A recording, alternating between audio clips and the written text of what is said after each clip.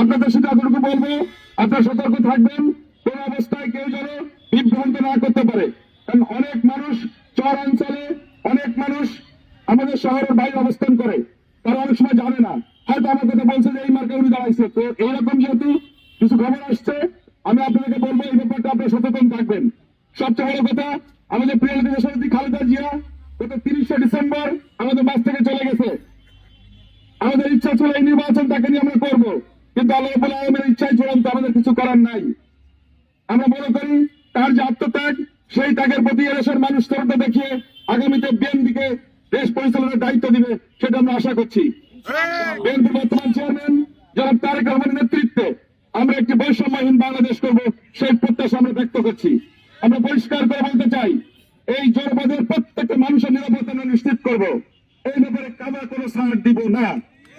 বিগত দিনে যে ধরনের সমস্যাগুলো ছিল সেগুলো অতিক্রম করে আমরা একটি বৈষম্যহীন বাংলাদেশ গড়ার যে প্রত্যয় নিয়ে বিগত জুলাই আগস্টের অর্থাৎ 2024 যে বিপ্লব হয়েছিল, সেই বিপ্লবের আলোকে আমরা দেশ থেকে করবো ইনশাল্লাহ।